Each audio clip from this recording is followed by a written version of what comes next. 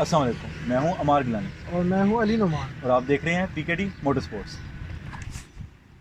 आज हम जिस गाड़ी का रिव्यू करने जा रहे हैं वो है 7th generation Honda civic. So let's start. ये गाड़ी होंडा ने पाकिस्तान में 2001 में लॉन्च की थी। 2001 से 2005 तक ये मॉडल चलता रहा था और इसके अंदर 2003 में होंडा ने एक फेसलिफ्ट किया था। हम जिस गाड़ी का रिव्यू कर रहे हैं ये 2005 मॉडल है।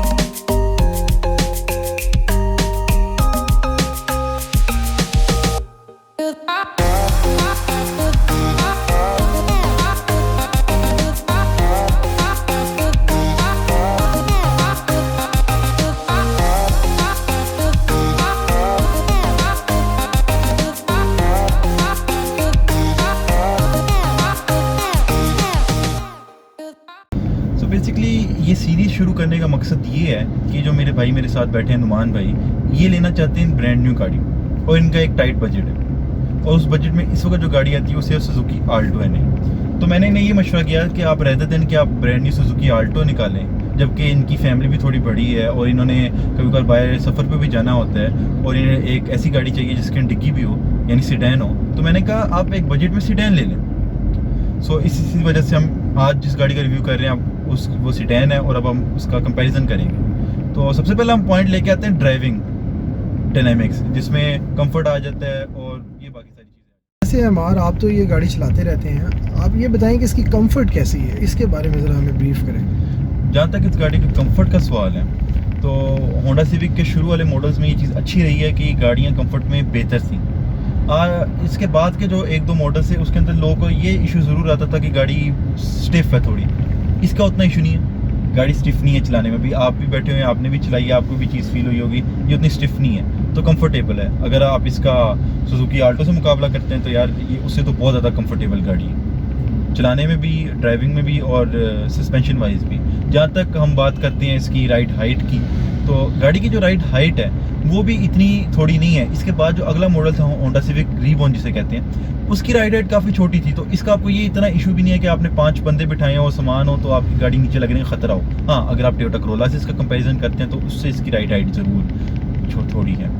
अच्छा, मैं अभी इसके अंदर बैठा हूँ, काफ़ी स्पेशियस भी है और सीट्स भी इसकी काफ़ी कंफर्टेबल है। ये पॉइंट, ये जो बात है, अब देखें एक छोटी हैचबैक में और एक सीडान में यही तो फ़र्क होता है। अब इसके अंदर आप आगे आसानी से 6 फुट का बंदा बैठ सकता है और पीछे भी 3 लोग आसानी से बैठ सकते हैं। सीट्स इसकी बैक कंफर्टेबल है, इसकी बैक सीट्स। और उसके बाद ये है कि अगर आप 3 लोग बैठ रहे हो, और सबसे बड़ी बात जो मैं आपसे करूँगा वो ये है कि इस मॉडल के अंदर होंडा ने बैक जो फ्लोर है बैक सीट्स वाला वो बिल्कुल फ्लैट है, जैसे कि आप इस वीडियो में देख सकते हैं। बैक फ्लोर बिल्कुल फ्लैट है, जिसका फ़ायदा ये होता है कि अगर आपकी गाड़ी में पीछे 3 लोग बैठे हुए हैं तो लॉन्ग सफ़र में उन्हें ज़्यादा अनकंफर्टेबल फील नहीं होता, खासकर मिडल मैन, उस मामले में भी अच्छा है। उसके बाद पीछे लेग रूम की जहाँ तक आप बात करें तो गाड़ी का लेग रूम भी ठीक है, बहुत ज़्यादा बड़ा नहीं आज के स्टैंडर्ड से, लेकिन अगर आप हैचबैक से कंपैरिजन करें तो इसका लेग रूम भी काफ़ी अच्छा है।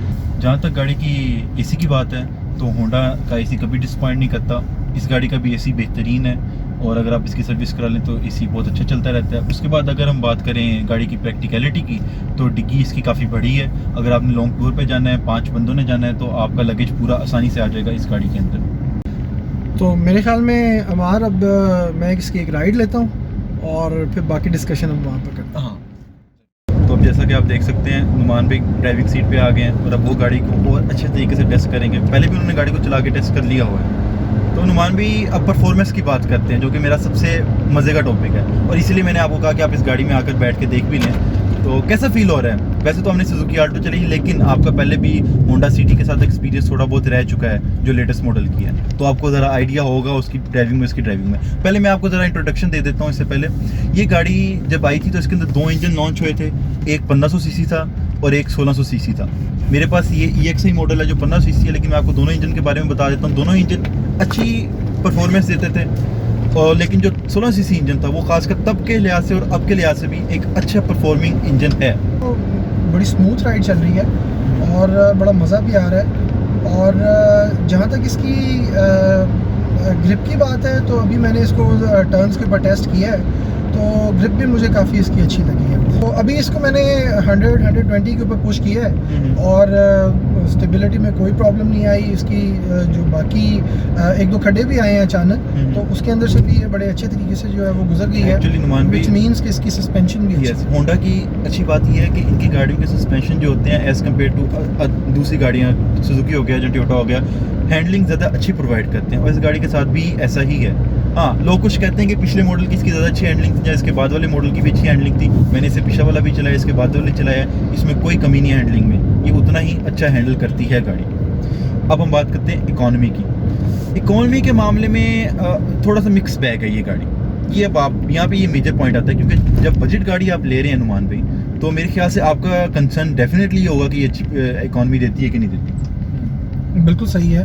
तो इकोनॉमी वाइज वैसे क्या ख्याल है कि ये देखें लॉन्ग रूट्स के ऊपर और विद इन सिटी जो है ये कैसे परफॉर्म? मैं बताता हूँ। अगर तो आप बात करें इसके 1500 सीसी वेरिएंट की, तो मैनुअल में आपको अच्छी परफॉर्म एवरेज देता है। शहर में तकरीबन वो आपको 13 तक की मैक्सिमम दे देता है, 11 से 13 के दरमियान देता है। इनफैक्ट 1600 सीसी मैनुअल भी आपको शहर में इतनी ही एवरेज दे देता है अगर आप बहुत ज़्यादा तेज़ नहीं चलाते तो।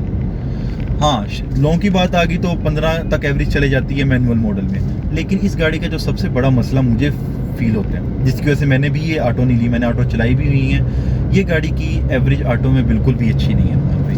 अगर आपका ऑटो मॉडल है तो आपको ये शहर में 9-10 मैक्सिमम, इससे ज़्यादा कि आप उम्मीद ना रखें कि आपको ये गाड़ी दे रही होगी एवरेज। हाँ, अगर आप लॉन्ग की बात करें तो मैक्सिमम राउंड अबाउट 13 तक की गाड़ी जा सकती है, लेकिन शहर में आपको ये अच्छी एवरेज नहीं देगी। और 1600 सीसी जो इसका वेरिएंट था वो खासकर इसी बात पे ही मशहूर था कि वो एवरेज नहीं देता था शहर के अंदर ऑटो मॉडल।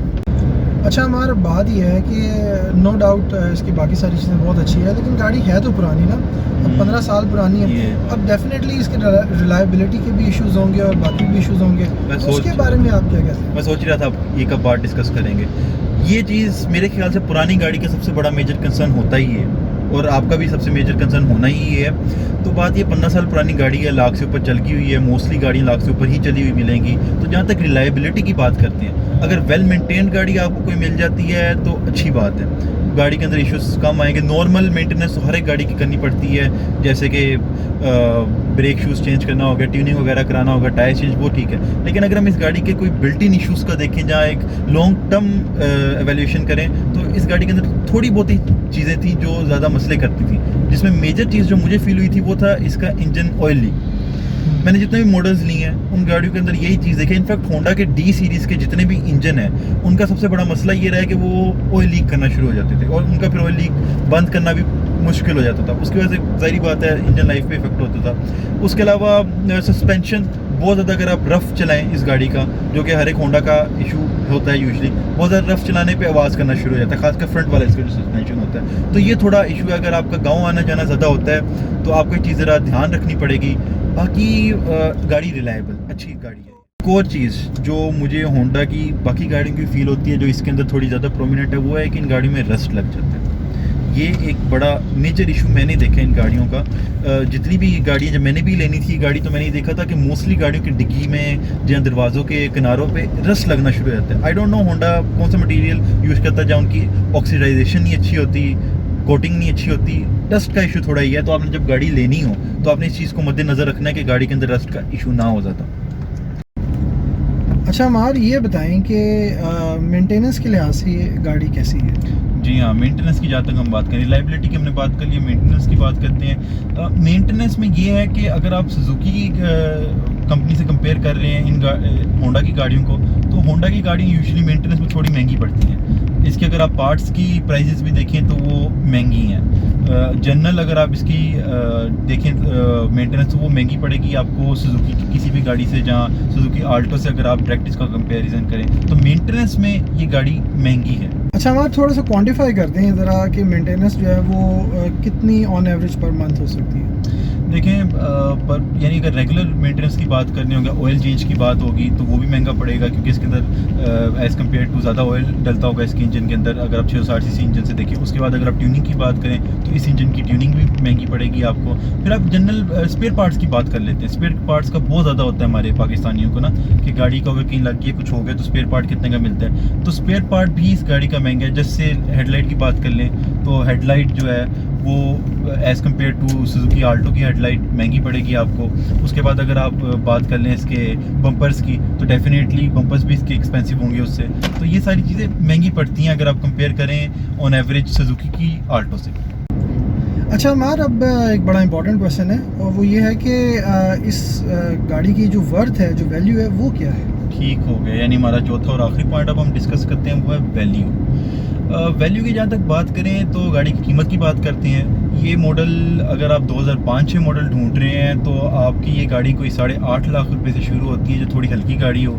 और मैक्सिमम जो मैंने लोगों को देखा है, जो टोटल जेन्युइन होती हैं गाड़ियाँ और कम चली हुई होती हैं उनके मुताबिक, वो कम से कम 11 लाख के करीब चले जाती हैं। इससे महंगी भी मांग रहे होते हैं, लेकिन मेरे ख्याल से इससे ऊपर इस गाड़ी की वर्थ नहीं है। तो अगर हम इस पॉइंट को देखें तो वैल्यू वाइज गाड़ी सस्ती पड़ रही है आपको ऑल्टो से इतनी, क्योंकि एक तो मॉडल पुराना है इसलिए भी, लेकिन यह कि अगर आपको ये top of the line variant मिल जाता है वीटी ओरियल प्रोस्मेटिक सारे बेल एंड विसल्स के साथ, तो फिर ये 10.5 लाख रुपये, 10-10.5 लाख में एक अच्छी वैल्यू वाली गाड़ी है।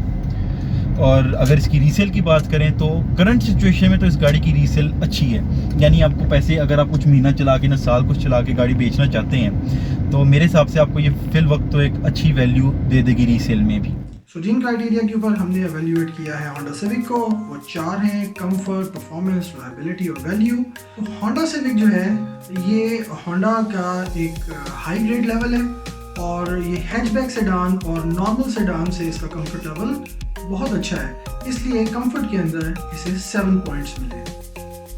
अब चूँकि 1500 सीसी और 1600 सीसी की जो इंजन है वो कोई इतनी अच्छी इकोनॉमी नहीं देते, इसलिए हमने होंडा सिविक को जो परफॉर्मेंस के अंदर है वो 7 पॉइंट्स दिए। अब अगर हम रिलायबिलिटी की बात करें तो चूँकि ये एक पुराना मॉडल है, ऑफ कोर्स इसके जो काम वगैरह हैं वो निकलते रहते हैं, इसकी मेंटेनेंस और रिपेयर जो है वो भी इसकी अच्छा खासा खर्चे वाला काम है, तो इसलिए हमने इसको रिलायबिलिटी के अंदर 6 पॉइंट्स दिए। और जहाँ तक बात है वैल्यू की, तो ये चूँकि 10 लाख के अंदर आपको मिल जाती है एक अच्छी कार, तो इसलिए वैल्यू के अंदर इसके 7 पॉइंट्स हैं।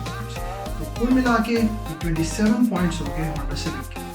जबकि अगर आप दूसरी तरफ देखें तो सुजुकी ऑल्टो ने 25 पॉइंट्स हो गए। अब ऑल्दो के होंडा सिविक का जो रिलायबिलिटी है ये एक मेजर कंसर्न है, लेकिन अगर आप उसका अच्छा ख्याल रख सकते हैं और उसको मेंटेन रख सकते हैं तो टाइट बजट के अंदर Honda civic is a very good option. तो इन पॉइंट्स के साथ हम आज की वीडियो का इख्तिताम करते हैं। होपफुली आपको ये वीडियो पसंद आई होगी। Stay tuned for the next video. अल्लाह हाफिज़।